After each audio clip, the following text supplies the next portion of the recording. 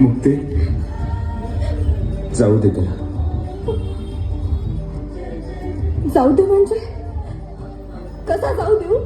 गुरुदादा आले. हाच माझा दादा ज्यानं मला गीता सार शिकवलं. म्हणला बाप म्हणला आणि आता मूर्ख करून चाललाय.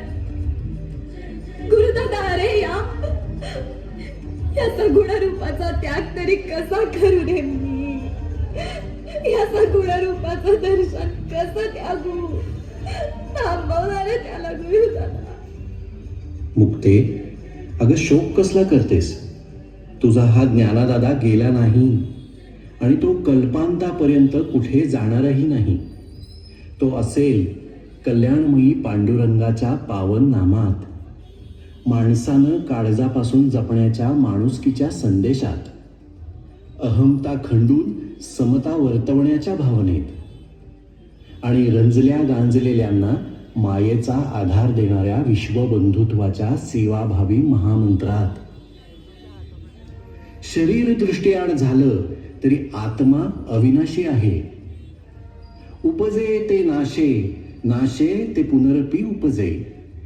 हे तो घटिका यंत्र जैसे परिभ्रमेगा.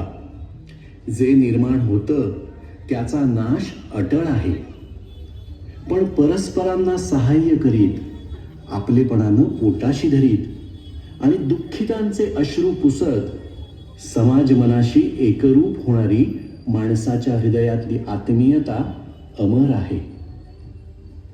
तीच इतरांनाही विधायक कार्यासाठी खरी प्रेरक आहे, विश्वाला तारक आहे, मानव जातीला उद्धारक आहे.